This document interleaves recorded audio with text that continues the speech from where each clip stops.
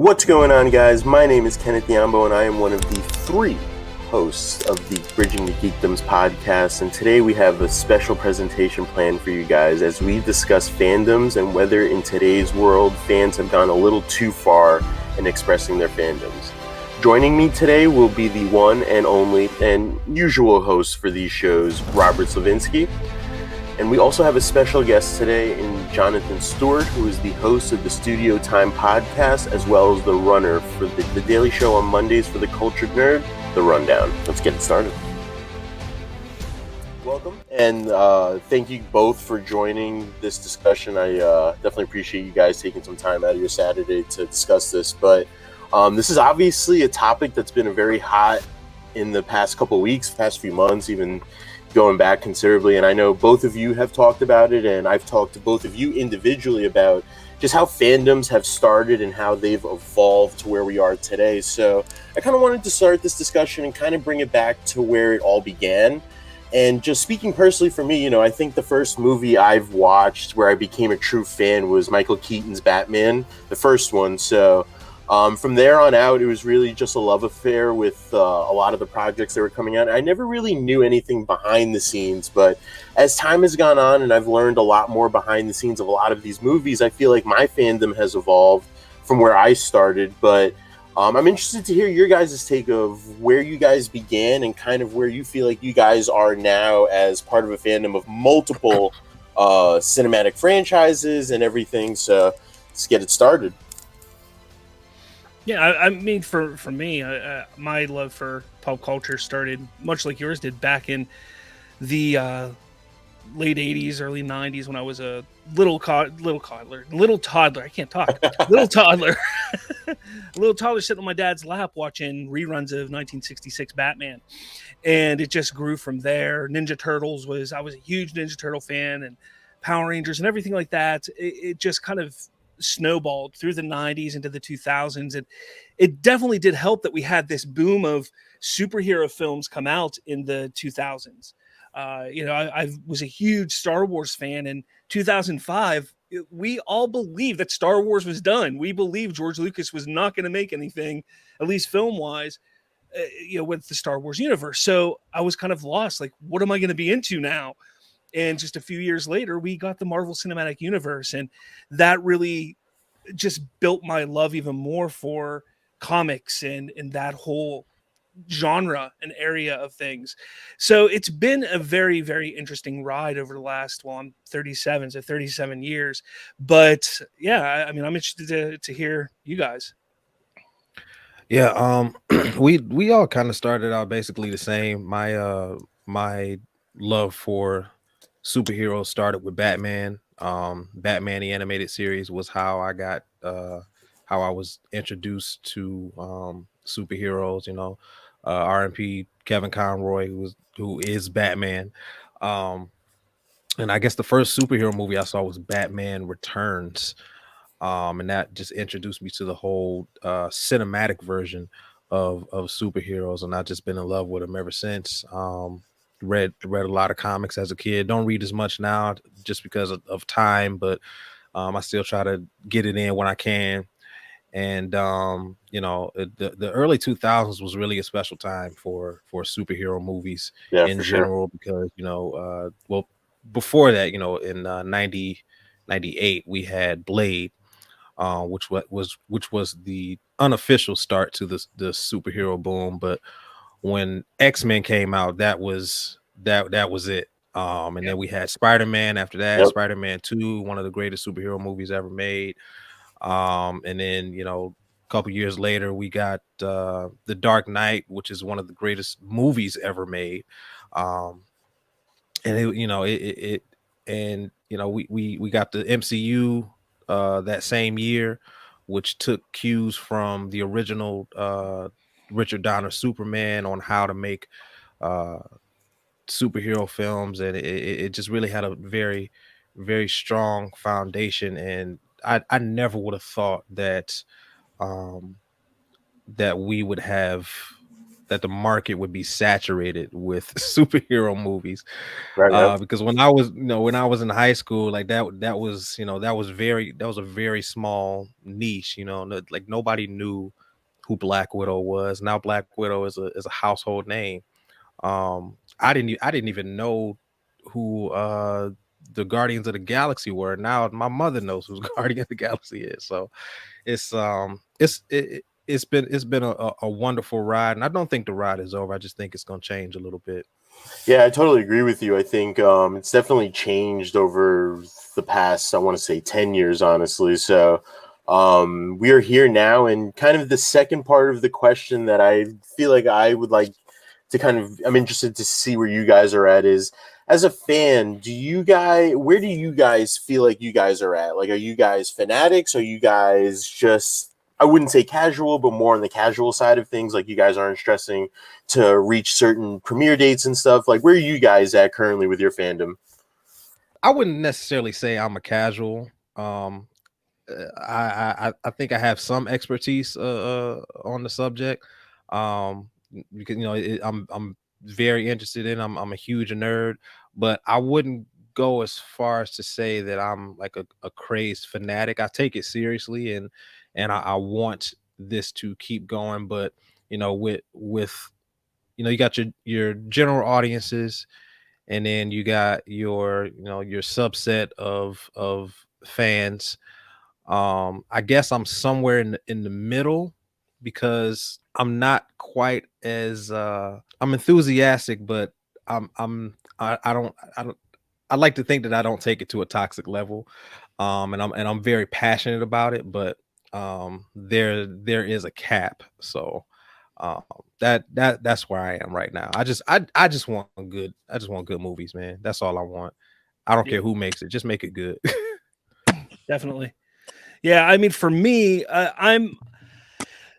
there's different sections of pulp culture for me when it comes to fandoms. You have the Star Wars fandom, DC, Marvel, and in a way it's all gathered up in pulp culture, but obviously there's different parts of it that I'm a bigger fan of than others. Star Wars has been near and dear to my heart since I was a kid.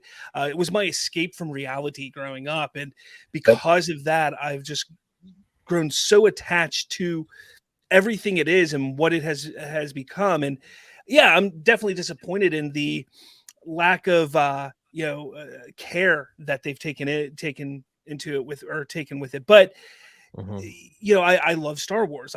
But then there's DC, and then there's Marvel, and again, I grew up watching the old Batman on my dad's lap, so I love DC. Marvel, I wasn't so much of a fan of until much later. Yeah, I watched the Spider-Man animated series in the 90s, which was great, and the X-Men and the Spider-Man movies, but the MCU is really what pulled me into really, really liking Marvel and diving into those comics. And I mean, I'd be remiss if I didn't say, my very first comic book ever was a Scarlet Spider-Man comic book back in the early or mid 90s. So I've been attached to everything in some form or fashion, and because of that, I kind of feel like I have this passion, this excitement around all of it in some form or fashion. And because of that, everything that goes on, whether it's good or bad, affects me in a way. So yeah, I'm not going to sit there. I'm a huge fanatic because I don't know everything about everything, Right. but I'm to the point where, hey, I understand what's going on. I enjoy this stuff, and because of how much I enjoy it, I want to keep learning more about it and diving into everything. So that's kind of where I stand with it. Yeah, I'm with you. I'm right there with you. I'm a comic book fan, like a superhero fan first. Yeah. I lean a little bit more towards DC because of the way they tell their stories. They're bigger, they're grander, they're a little more darker. And it's kind of like like Zack Snyder said. He says superheroes are the mythology of our time, and DC handles their characters as if they're like a pantheon of gods, and I like that. Now that doesn't mean that I'm not necessarily a fan of Marvel, because Marvel tends to tell the everyman story, just in a a superhero way, and I like that. But like you said, the MCU is really what kicked it into overdrive, because I was um always had a little bit of expertise in Marvel, not so much as I had in DC, but the MCU kind of reignited my interest in Marvel, because like you, Rob, I watched the X-Men uh series growing up, Yeah. the Spider-Man animated series, all of them. I think Spider-Man had like 4 or 5 animated series. I watched all of them. But I was more selective with Marvel, whereas DC, I would watch literally anything DC, read anything DC. So, but my allegiance lies with superheroes, but I am very much a fan of all um nerd culture. Yep. Recently I got into anime. I wasn't always an anime fan, but I Pardon my, realized that pardon I'm my French. attracted.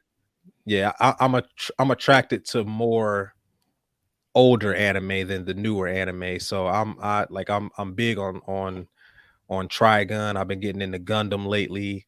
Um, Eventually I'll migrate to the Bleaches and the Death Note and stuff like that. But um, right now I'm just watching the older stuff. But and Yeah. Star Wars as well. I'm more of a casual with Star Wars as well. So I understand that Star Wars, that universe has some problems as of late, but because Some. I'm a casual, they don't necessarily offend me.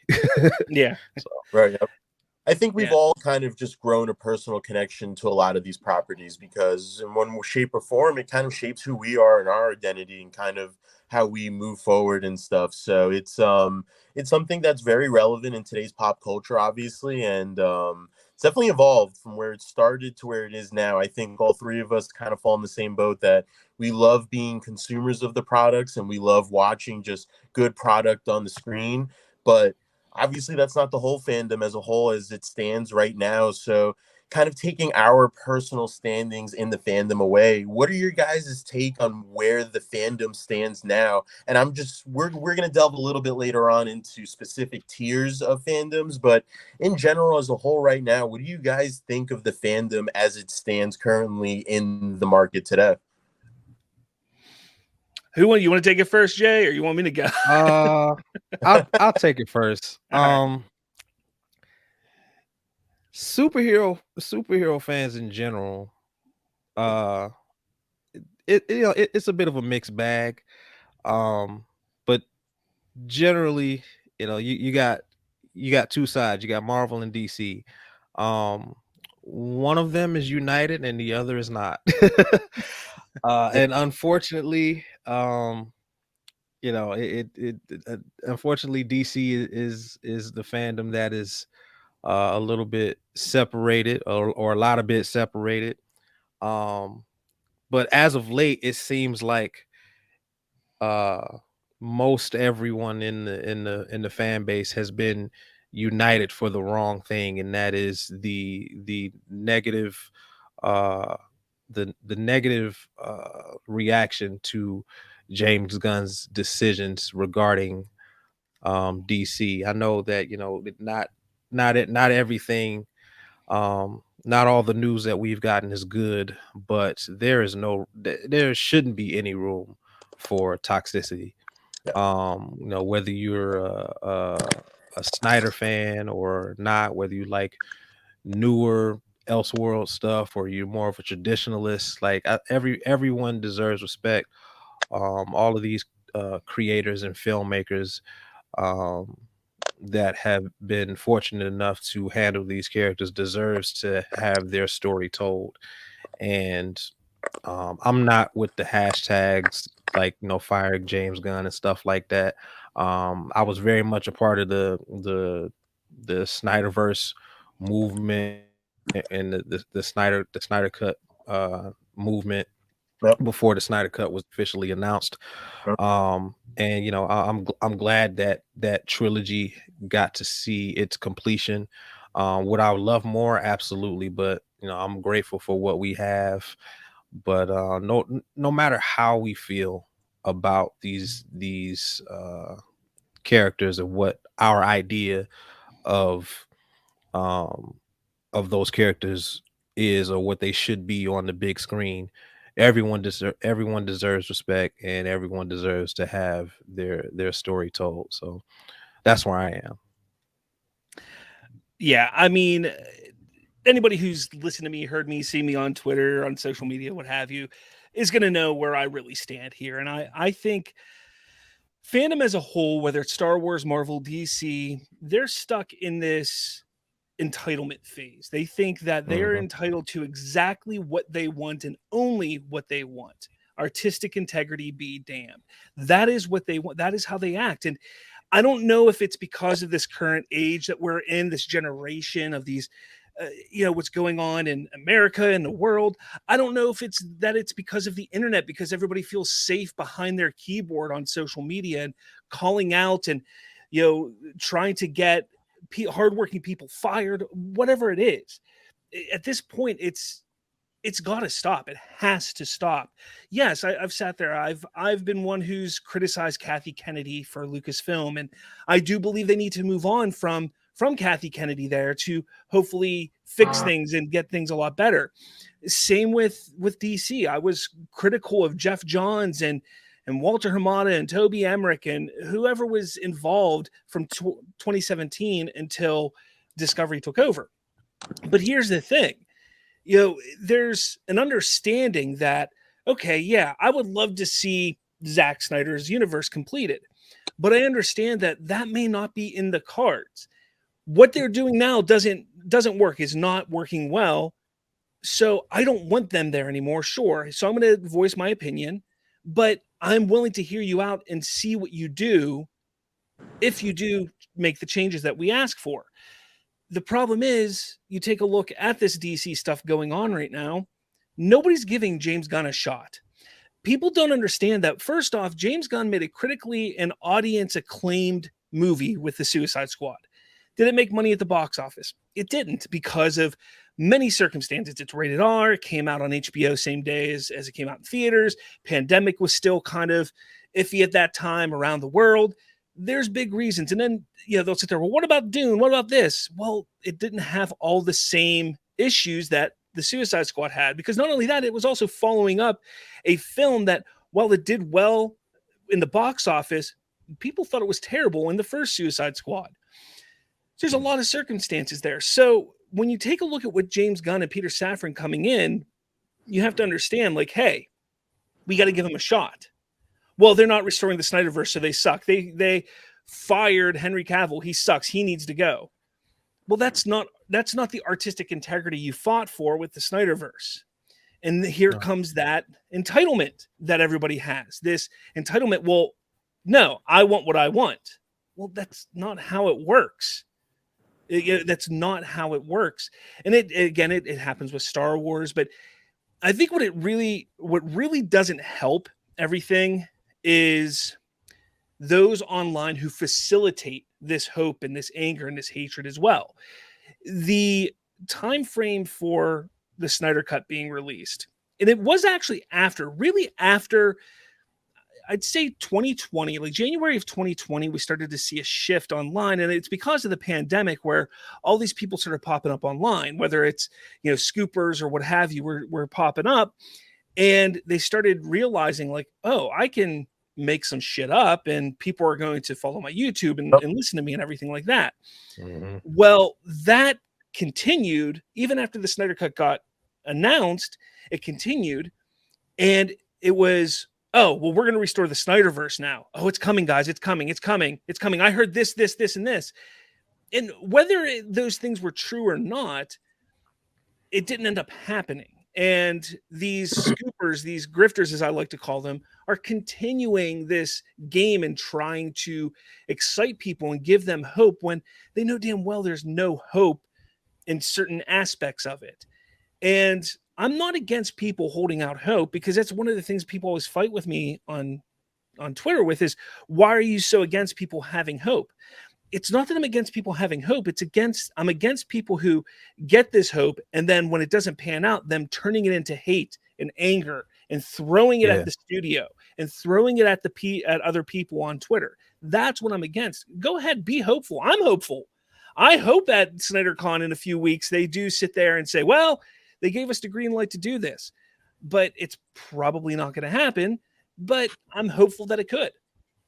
Yeah. It bothers me that, like you said, fans want what they want when they want it, exactly how they want it, and they think that they can just will something into existence without looking at the logistics. You got to think about stuff pragmatically. The Snyder Cut happened. Obviously, a lot of people wanted it because Perfect storm. Justice League was it was a perfect storm. Justice League was terrible. Yep. Zack Snyder had pretty much almost a finished movie, so he just had to tie up some loose ends, do some special effects, shoot literally one scene.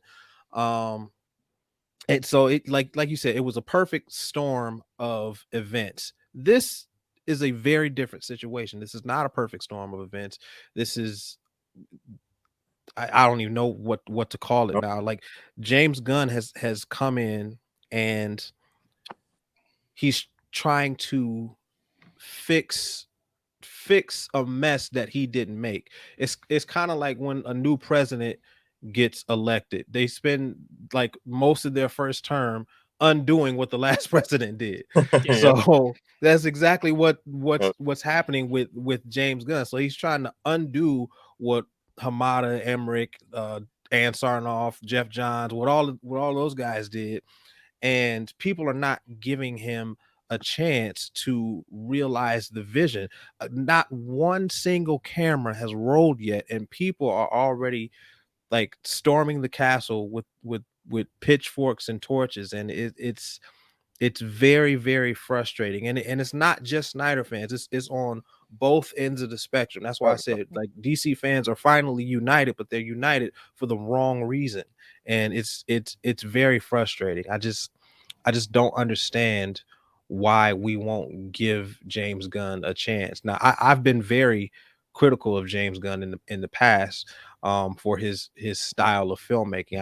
I think he tends to bring the narrative to a halt in order to get a laugh. He's done that in the Suicide Squad. He's done that in Peacemaker. He's even done that in Guardians of the Galaxy, which is a great movie. The Volume 1 is a great movie. Volume 2, not so much, but I still kind of have some respect for it, for its character development. But that brings me to my next point. Like, I gotta give credit where credit is due, and give him his flowers. Like, James Gunn understands character. While I'm not necessarily a huge fan of his sense of humor, I would be remiss to say that James Gunn didn't make me feel. Like, as many problems as volume 2 has, it has one of the most emotional moments in the MCU with Yando's death and his send off. And like, James Gunn is a master of empathy. He did the same thing in the Suicide Squad. While I don't like that movie as much as most people, I'd still like it, but not as much as others. What he did with King Shark and Ratcatcher, that is what I want for the DCU. I want that that emotion and that character development, and hopefully he will learn from his mistakes with his humor and his narrative flaws. But the thing is, I'm taking the meat and spitting out the bones with James Gunn. Yeah, I mean, when it comes to directors and writers, though, they have more than one way of doing things. If you take a look at James Gunn, what he's done for a number of years, a number of his movies, they are all in some form or fashion different. A lot of them have that humor, and some of them have, look at Suicide Squad. The Suicide Squad was very dick and fart joke type of humor, whereas Guardians of the Galaxy was not like that. I mean, it had a little bit, but it wasn't like that. And the thing is he's not just a one-tone type of writer. He can do a lot of things, and he does understand. He's writing Superman, directing Superman. He understands the character, and he knows that. He's a smart man. He's not going to go in there having Superman sit there and just like Peacemaker in the film, sitting there blowing farts, and throwing the stink to other people in a van. He's not going to have Superman do that. People act like, oh, that's what he's going to do, but it's not. Right. And again, it comes to this false sense of entitlement, because people are like, well, this is what I want. I want what Zack Snyder did. And when you think about it, we could get that. We could get better. But people just don't want to see it because they're so stuck on what they want that they refuse to see that we could get great other. The Batman is a great example. I'm not a fan of that movie, but it did really well. All the people who are sitting there saying, why do we need a Batman movie when Ben Affleck is Batman? Well, we got a Batman movie. It was a damn good movie. I mean, that's the way you got to look at it sometimes. Right. It's so ebb and flow too, because I feel like a lot of the people that the fans are clamoring for to come back are people that when they were first announced as the characters they were casted in, we had laundry lists of petitions getting them to get fired. Happened with Ben Affleck. I know it happened with Heath Ledger. And to be honest with you, those are two performances that are kind of lauded as one of the better interpretations of a comic book character. So I think it's very ebb and flow, or at least it used to be very ebb and flow, where you would initially get a reaction from a fan base, but then that fan base would kind of settle in and kind of wait for the finished product to come out. But now I feel like we've kind of launched to a more rabid base where if we don't get kind of what both of you said, where if we don't get something that we want now in the way that we want it, we're going to boycott things. We're going to review bomb things. I remember when I believe it was King Kong versus Godzilla and Mortal Kombat were being review bombed by people that just wanted more Snyderverse. And I'm with you, John, honestly. I started with part of putting needed awareness, but it definitely has evolved into a lot more of a rabid fan base for sure. So I'm disappointed to see where it's evolved to, but I wish that we can go back to kind of the ebb and flow of things where we kind of react but kind of calm down after. But I feel like the reactions and the demands have kind of blown up to almost ridiculous proportions, like kind of what both of you articulated. Nobody really takes a look into the logistics of everything that they're asking for. Like, it makes no fiscal responsibility. It makes no fiscal sense for any studio to kind of offer for the Snyderverse, just because of the cost of the characters, the cost of the IP itself, and stuff like that. So I think the unrealistic levels of the fan base have definitely increased as the years have increased, for sure. Yeah, for sure. Going back to what you said about like the casting and the reactions, like the toxic DC fans and Warner Brothers, or at least the old regime, honestly, they deserve each other, because DC fans have a history of hating the casting. With every single Batman, it has happened. Everyone, not one Batman casting has been liked.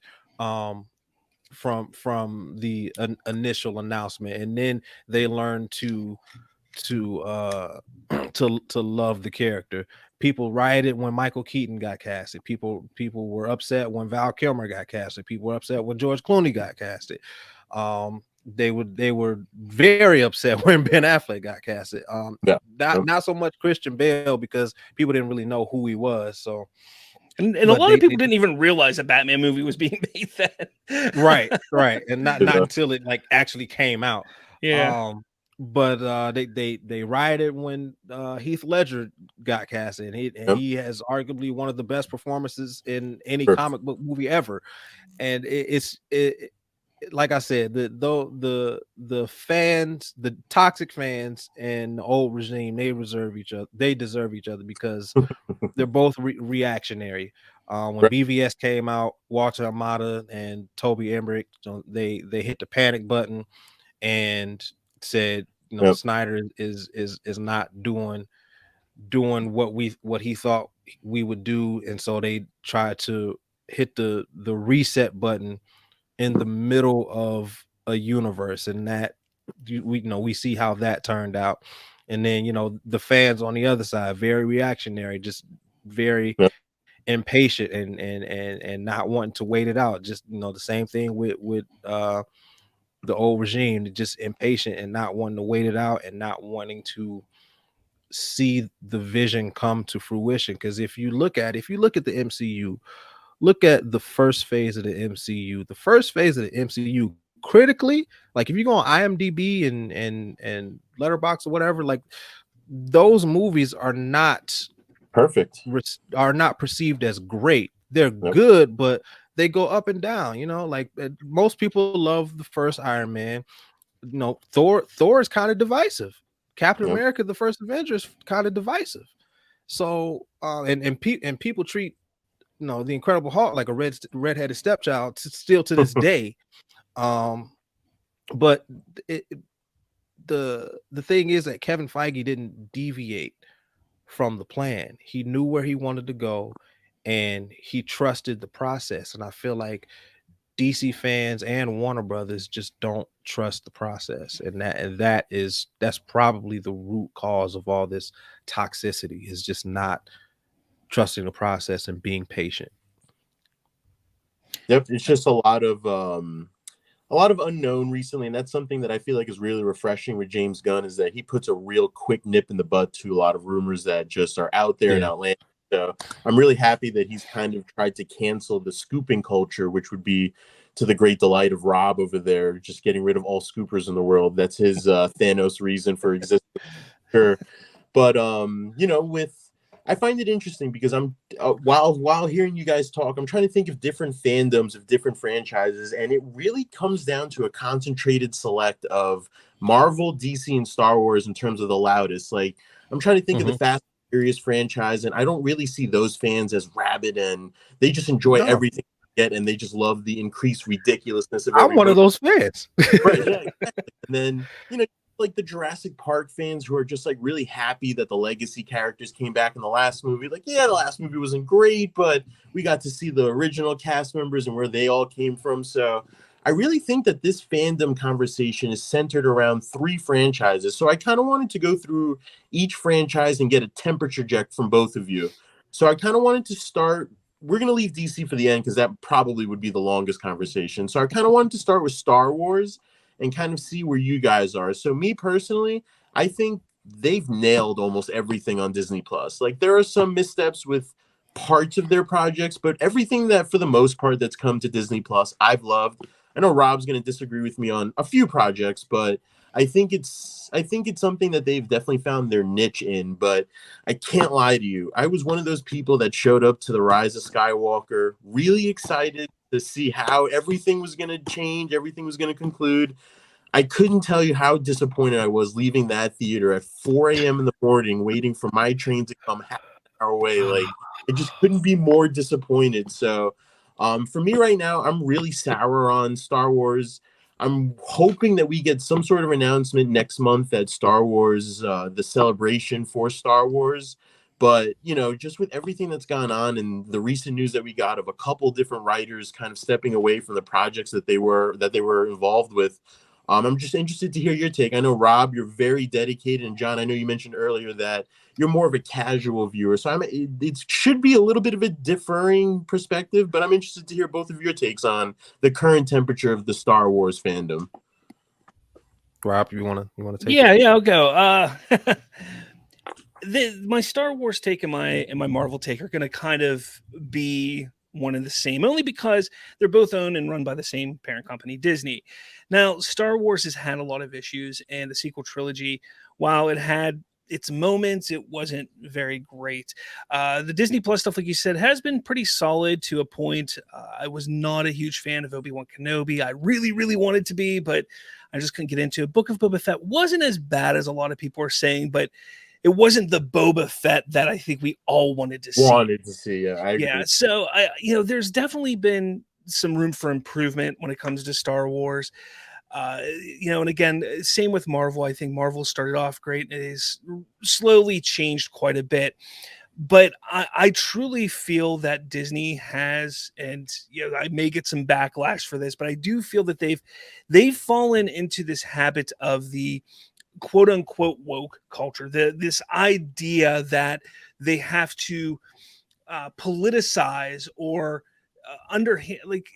secretly or underhandedly politicize everything that they make, whether it's on Disney, Star Wars, Marvel, what have you. Whether it's inserting different agendas just to do it, or trying to capitalize. We saw recently where they're trying to just capitalize on the LGBTQ side of things, or the race things going on right now in the country. And whether you're against this idea or for this idea, it is time to be worried, because they're not focusing on the thing that's important, which is story. That is the important part, is the story. It's not making sure that, oh, we are going to add an LGBTQ person, or we're going to add, a Mexican or a black person, or that's all stuff that should come after the story. And it seems like, to me, they've lost that. Mm-hmm. Disney as a whole has lost that. The idea is the story. That is what it is. And that is why I think, as a fan of Star Wars, as a fan of Marvel, I've been very hesitant to get excited about these things. Take a look at Obi-Wan Kenobi. That show was phenomenal. Reva could have been an amazing character. Had they written her well, had they given her a good story, but they were so adamant, like, we have to have a woman of color in here. Well, we'll give her a good story. Right. Give her a good story and we'll all be on board. Mm-hmm. And that's just one example of many with that company. So that's kind of where I am there. Is it safe to say, to color, you worried about the upcoming Indiana Jones movie? We haven't seen enough to really to know from that, but I'm worried. I am. I mean, that's Lucasfilm, so I am a bit worried. I mean, come on, we're talking about Lucasfilm, where the head of Lucasfilm, Kathy Kennedy, came out a number of years ago saying the Force is female. Wearing a shirt saying the Force is female. What was the point of that? There's no point for that. Just make a good character who's a female and show, hey, we can write a good story with a female character, and people are going to be like, yes, women are going to be excited about Star Wars then. But to wear a shirt that just says Force is female, it's just about pandering to these different sections of the world, and they're forgetting that that's not what you're supposed to do. You're supposed to worry about the story, and I hope they don't mess it up with Indiana Jones, but who knows? Yeah, Jay, what are your thoughts, man? I don't know. I mean, at this point, it's just an echo chamber. Like, I'm with you when you're right. Like I said before, I'm a casual Star Wars fan, but I do recognize its issues. I did watch Obi-Wan Kenobi, and I did like it. Was it great? No. Was it bad? Absolutely not. It was a good show. Personally, I would have preferred it to be a bit darker in tone, but that's just a personal preference. But the biggest problem with that show was Reva. She was not a very well written villain, and that, like, when it comes to fantasy, science fiction, and what have you, like, the villain really makes it. Like, everybody loves the hero, but if your villain is bad, like, you have a big chunk of your story missing. For example, I know I'm going a little bit ahead, but for like Marvel, Thor: The Dark World. If Thor: The Dark World had a better villain, that movie is drastically changed, because everything else about that movie is pretty decent. Especially the relationship with Thor and Loki. I love their relationship in that movie. I love the grandeur of Thor in that movie. I love that they expanded the world a little bit, but the villain was so bad that it ruined the entire movie. I don't even remember the villain. Was it Malekith? Yeah, it was Malekith. Yeah, it was Malekith. And he was so bland and lacked motivation, and it ruined what could have been a really good movie. Yeah. But going back to Star Wars and what Rob said, story is key, and Disney as a whole has gotten away from that. That's why Phase 5 or Phase 4 of the MCU has gone up and down. The last 6-7 years of Star Wars has been up and down. Now I will agree that TV Star Wars is way better than movie Star Wars. Not even close. I do believe that the future of Star Wars will be television. I don't think we're gonna get nearly as many movies going forward. I think there are gonna be a lot more Star Wars series, and I think if they keep dishing out shows like Andor and Obi-Wan Kenobi, but like take the good things about Obi-Wan Kenobi and make it better. If they keep doing that, they'll be all right. I think Star Wars right now is a bit lukewarm, but I think they are turning in the right direction for the most part. Yeah, no, I agree with you. I think there's definitely a little bit of light at the end of the tunnel for Star Wars, especially with some of the rumors that we should be getting like concrete updates on their big cinematic plans in the near future.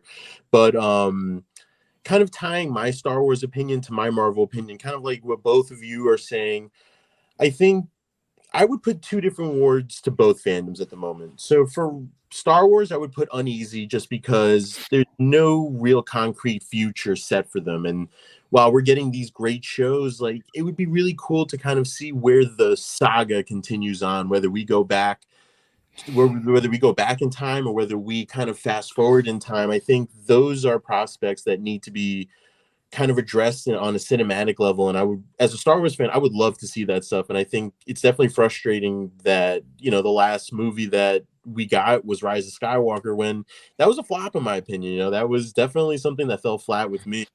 And so kind of shifting it to Marvel and turning our gears towards Marvel, I would kind of use the word comfortable / uneasy, just because Marvel fans are always comfortable with the past. Like I always hear Marvel fans cite, oh, we're going to be fine. Just look at our history with everything. It's just going to take a while for the saga to build up. But not for nothing, I could be in the minority here, but when I went to go see Ant-Man and the Wasp: Quantumania, my expectations were, I don't want to say through the roof, but they were definitely there where I was expecting a really good movie. I left that theater feeling quite the opposite. So I think it's a trend that has been happening over the last couple of years, especially with Doctor Strange and the Multiverse of Madness and kind of with Thor: Love and Thunder, that these movies just aren't good, like just flat out aren't good right now. And they could be better, but it seems like maybe a little bit of studio interference, kind of borrowing from their DC Warner brothers over there and kind of just taking the emphasis off of things that were important to the original MCU, has kind of led to this watered down, dowered version that we've gotten over the last couple of years. And recently it seems like Victoria Alonso, who reportedly just left Marvel, has been kind of labeled the scapegoat with like post-production and VFX problems. But there's a lot of conflicting reports around that even. And so I think while the Marvel fan base isn't as divided as Star Wars or DC, we're definitely starting to see some cracks for sure. And I think we're going to start to see the true nature of the fandom, whether they can stick around or whether they try to kind of gear their interest more towards maybe James Gunn's DCU or something along those lines. So I'm interested. I know both of you kind of touched upon it, but if you guys wanted to go more further into detail about how you guys feel where the Marvel fandom is right now, go right ahead. I mean, I've said all I can really when it comes to Marvel. I mean, it's the same as with Star Wars, in my opinion, and they've lost their focus. Their focus is about on trying to appease different sections of the fandom as opposed to worrying about the story. Although I will say that Captain America or the Falcon and the Winter Soldier, I felt like was definitely one of those woke shows that did it well, at least in my. Yes. You did. You're right. I even this was definitely well thought out, very well written, and I thought they did it really well in terms of just that project. Yeah, and I even talked about it when I was reviewing that show, because like the first 3 episodes, like I was sitting there and I was like, this show wasn't necessarily made for me, if that makes sense. Like it was more made for Jay, like someone like Jay to understand. Yeah. But as the show went on, it pulled me in and I got a better understanding. And I felt like, okay, while this isn't necessarily my experiences with life, I understand what's going on and I really enjoy it. And they did well there. I think that was a show that they did really well on. But I also think that was one of those shows that was being planned years ago, and you know, it wasn't one of those ones that was reactionary over the last few years. I think it was one that they had an idea and they wanted to tell that story. Yeah, I agree.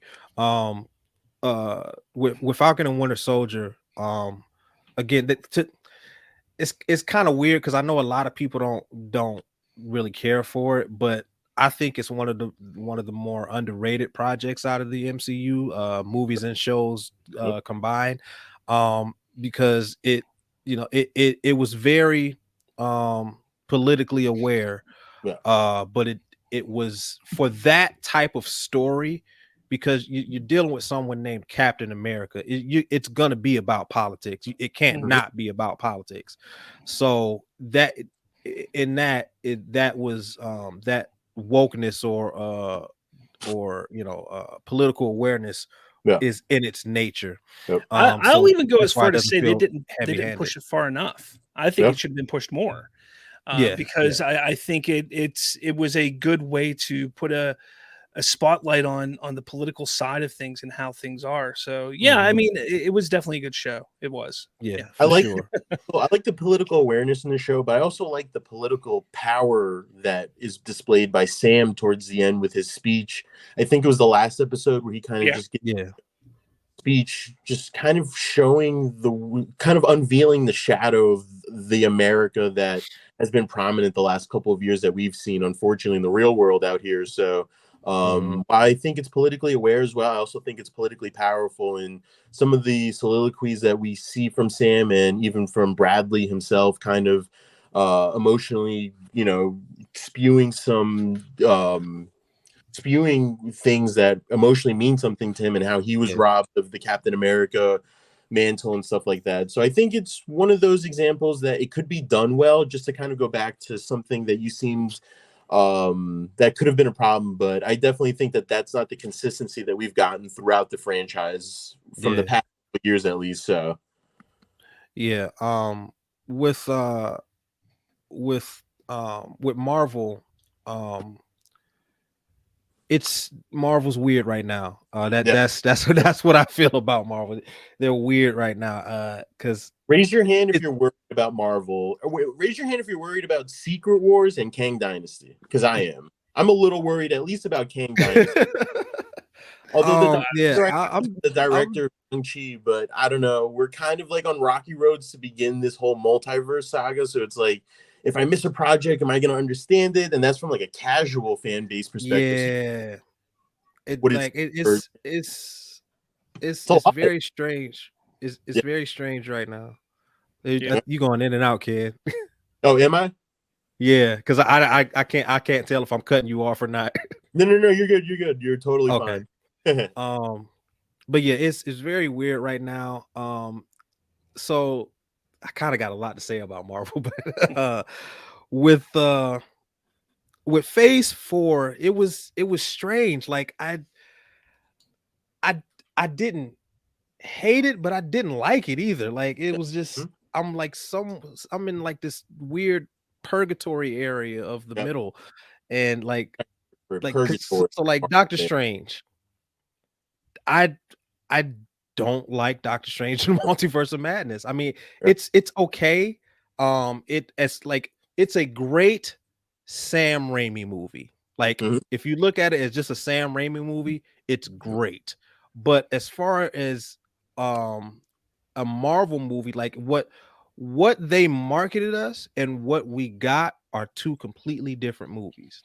I was expecting like a straight horror movie from that trailer, like a horror adventure, and we did not get that. It was a lot more it was a lot more goofiness. All the negative things that people say about Marvel, all of that was in that movie.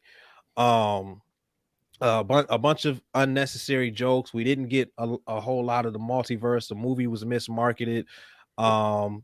Just a bunch of fan service. And don't get me wrong, I'm not necessarily against fan service, because Endgame, while I think that is the inferior to Avengers Infinity War. Endgame is to me is fan service done right. Like we earned all of that fan service, but just doing fan service for the sake of fan service, that's what Marvel is doing right now, and I'm not okay with that. Um, as far as the other movies that have come out recently, like in the last 2 years or so, like I'm a big fan of Eternals. I know Kevin Feige said that would he believes that Marvel gives filmmakers an opportunity to tell different stories, and I made a video about Marvel and DC a couple of months ago, saying that Kevin Feige really hasn't done that. There are a handful of movies that do that, and Eternals is one of those movies. He allowed Chloe Zhao to make exactly the movie that she wanted to make, and to me, it is one of the most beautiful superhero stories ever told. I think that people are they were so hung up on the Marvel-isms that they couldn't see the story for what it was. It is an anti-Marvel movie. Like Chloe Zhao literally came out and said that the influence for that movie was Man of Steel, and it's all over it. And I think that's part of the reason why I loved it so much. And going back to what you said about Ant-Man and the Wasp: Quantumania, I actually like that movie, but my expectations were a little low. I was excited for Jonathan Majors, but the movie as a whole, I kind of knew what we were gonna get. I mean, the Ant-Man movies haven't been great. The first one is okay. The second one to me is not good. Okay, I felt like there was a certain element that was missing, that was in the first two Ant-Man movies, that was kind of missing in Quantumania, and I felt like they just bit off a lot more than they could have handled with Quantumania. I felt like it could have been a little bit I could agree with smaller that. on story, but for the most part, I just felt like it fell flat. There were definitely parts of it that were dope. There were other parts that definitely fell flat with me. I will, without spoiling, I will say the ending definitely fell flat with me with Jonathan Majors. And while everything in the post-credit scenes was really cool, I think the taste that was left in my mouth in those last 5 minutes of the actual movie kind of ruined my experience with the post-credit scenes themselves. I know me and you had a chat on Slack about that, about kind of disagreeing of our stances on Ant-Man and the Wasp: Quantumania. So I'm glad that we were finally able to get that in a little bit. But yeah, no, is there anything else you would like to add for the Marvel side of things? I know Rob had to kind of step away really quickly for something. So it's just going to be me and you duking it out for the last part of this fandom talk for sure. Yeah. I think the last thing I'll say is that Marvel just needs to get back to telling good stories, just like Rob said. Get away from the fan service, because it feels like they're putting fan service first. Even with the costume design, they're over designing their costumes. Like with Thor Love and Thunder, oh my god, like it's so over the top with the costume design, and they trying to go more comic book accurate, but not everything translates well to live action. That's just a fact. There's a reason why we haven't seen Wolverine in a live action or a comic book accurate live action suit. It doesn't translate well as is to screen. Although I will say the tease that James Mangold included at the end of, I believe it was the Wolverine. Yeah, it was a Wolverine. That did look dope. I can't lie. That costume looked dope. I'm sure there are ways to make it look better while on Hugh Jackman, but just from the outsets and the aesthetic of it all, I thought it was pretty dope to see that iteration of that costume. Just to rebuttal your Wolverine take for sure. But we obviously, as you said, haven't been able to see it in live action, so we're not really too well informed if it would translate well on screen, as you said. Yeah, and I think that now we're in a space with movies that you can make it work. Yeah, but it's not gonna look like, I don't think it's gonna look like how people want it to look. There's an artist, I can't remember his name, but he made an incredible comic book accurate version of Wolverine that looked awesome. Yep. But it looked very tactical and it looked realistic, but it was very reminiscent of the Yep. comics. It didn't have a whole lot of yellow in there, but it had just enough to make it look, Okay. make it look accurate. And the ears weren't so big, but they were big enough to still look like Wolverine. Like, he actually really made it work.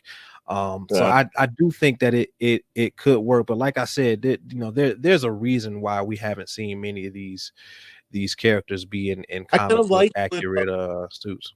I kind of like what WandaVision did, where they made like meta references to their classic comic books. Where, like, Right. in the Halloween episode, Scarlet Witch is dressed in like her comic book accurate Scarlet Yeah, Witch. So is Vision. So I kind of like those meta references. But as you I said, do too. yeah, I think sometimes they do go a little overboard in trying to get the source material to the screen. And while I commend them for the effort, and it's kind of like a lot with what they've done, not just with costumes, but just their movies in general over the last couple of years, I respect the effort. Could have been done better for sure. I think that's a general basis I've gotten from a lot of the fans, is that, like, while I sat there and enjoyed it, it wasn't to the level of pre-end. Hmm. So Yeah. I think it's just going to remain to wait and see kind of with what we get in the future in the immediate multiverse saga, and hopefully the ship can kind of be turned around here for sure. Yeah, it's just they just got to get back to telling good stories, because if you go back to the first two X-Men movies, people will forgive you for not being comic book accurate Right. to the look of the characters if you just make a good movie. Those first two movies are really good. I even enjoyed the third one, even Yeah. though it's not it doesn't hold a candle to the first two. But people will forgive you if you just tell a good story. Yep. Just tell good stories, man. That's all I want. And that's kind of a perfect segue to our last fandom that we're kind of taking the temperature with, because in James Gunn's announcement for Chapter 1 of the DCU, he made it a point to end that video saying that story will be Storytelling is king. moving forward in the DCU. And I think while Zach was always good at giving us a very multi-layered story, I could even get lost in some of it. I'd be honest with you, like, Lex's plan is very bullet pointed, and you have to cross dots to make sure that everything works fine. So I think Yeah. that's a shift that's going to be very welcome by me, at least in the new DCU. But I mean, I want to pose this to you because I think this is interesting. So obviously, over the last couple of days, we've seen Zachary Levi kind of go back and forth through multiple interviews with the fans in terms of singling out fans. So I am posing this to you. So James Gunn, obviously, a couple months ago, acknowledged the Snyder-based fan base of the DC as the minority. But then you have Zachary Levi in interviews saying that this minority of fans in the DC have led to kind of a very negative reaction in the box office for some of these movies. So I pose to you, how is it possible for, and I'm just playing devil's advocate here because I kind of am on the side of, like, what are you talking about? But how do you view that argument that if the Snyder base fans are a minority, how are we having such a big impact on the box office that we see for Shazam, even the box office problems that we've seen for Black Adam? So I'm interested to hear your take on that before we kind of wrap a bow on our temperature check on the DC fandom. I would say I'm about 60-40 on it. I like 60% I agree, 40% I don't.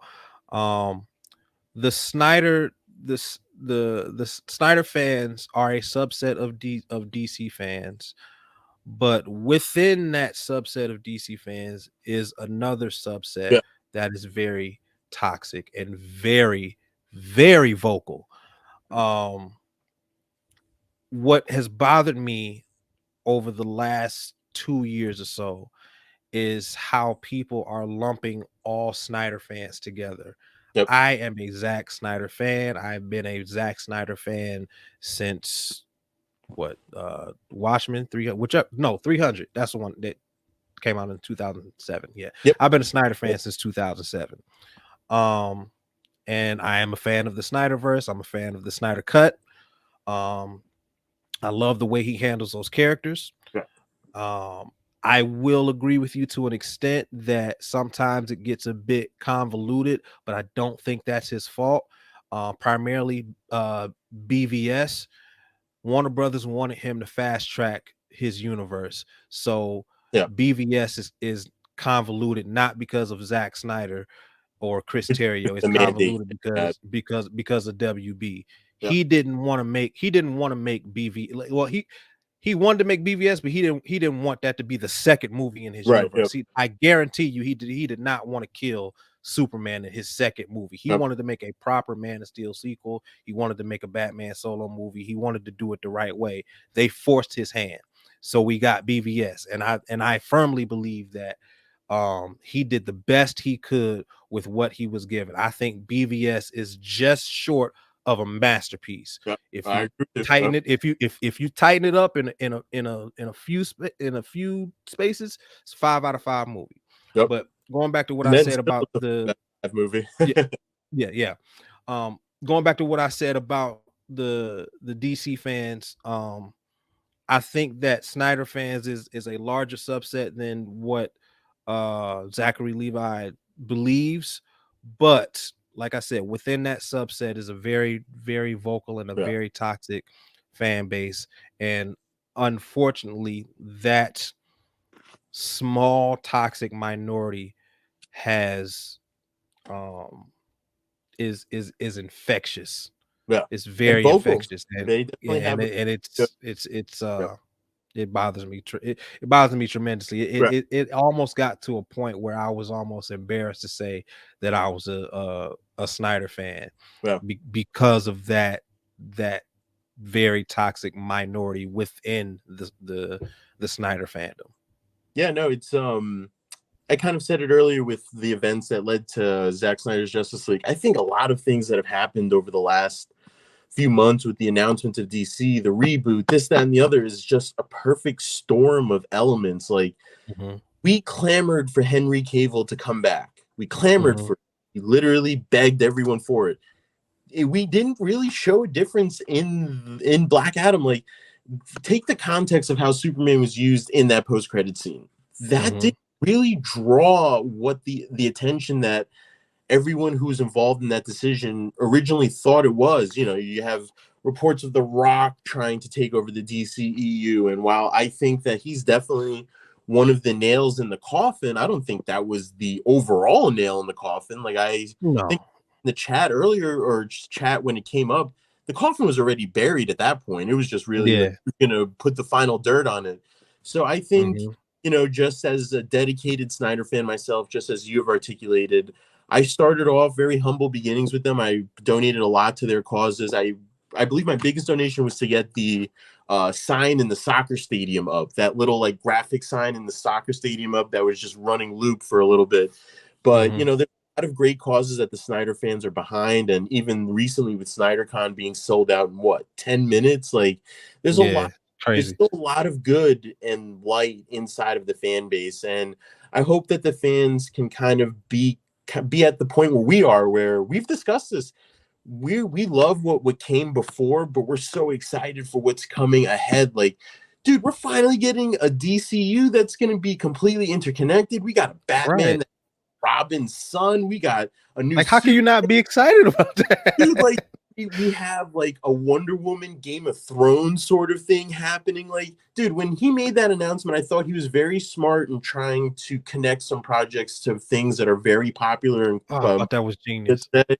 And it's like comics have been falling off the shelf, so there is excitement. I just, you know, I saw, so obviously the Snyderverse trilogy poster got posted I think a day ago or so, and you're already starting to see these crazy fans kind of break it down that like, oh, the fingers pointing up mean this and that. And I'm just like, oh my God. Like I saw somebody retweet these guys help for sure. Like, please somebody analyze these guys.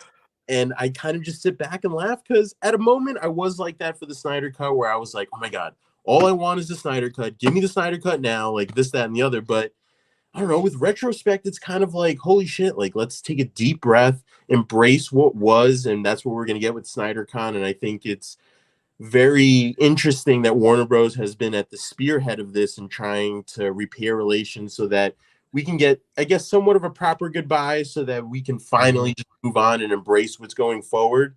Whether what that means for The Flash, Blue Beetle, Aquaman 2 is beyond me. I'm of the personal mindset that Blue Beetle should be retooled and moved to the DCU.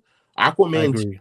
what everyone is saying is a complete mess. So probably move that up and then have the Flash kind of release in December, kind of reset things. But that obviously is not happening with the amount of setbacks that the Flash has had and the trailers and stuff. So it's an interesting time for DC, and I think it's a lot more positive than what it's being framed as now. But I'm obviously disappointed Ben isn't coming back to direct, or that Henry isn't coming back, or even Gal for that matter.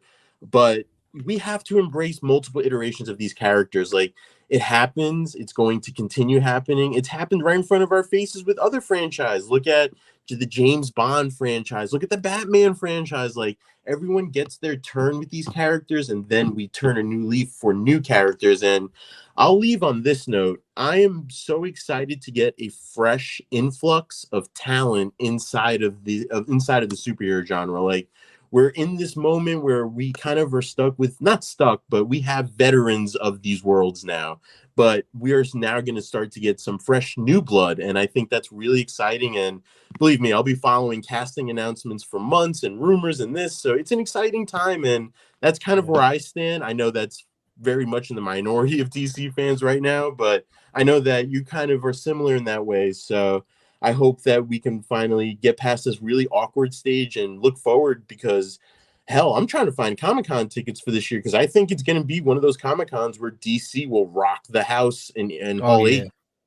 I'm beyond excited for it. So yeah, I'm with you when you're right, man. I'm looking forward to the future. I'm grateful for what we have gotten with the Snyderverse, and contrary to popular belief, the DCEU was messy, but not all of it was bad. I liked Shazam. I liked Aquaman. I liked Wonder Woman.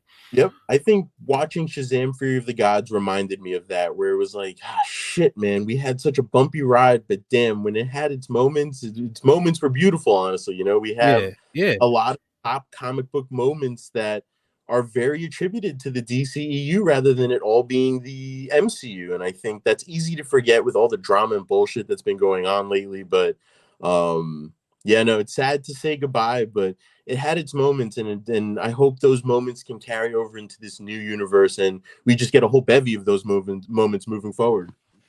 Yeah, I agree. Well, I'm gonna leave it at that. I know that you have important recording to do after this, and then you have your recording for your Monday show for the TCN Rundown. So I know you're a busy man, and I just wanted to say again, on behalf of me and Rob, thank you so much for taking the time out to talk to us today, and I hope that this is one of many future collaborations that we have in store. Oh yeah, absolutely, man.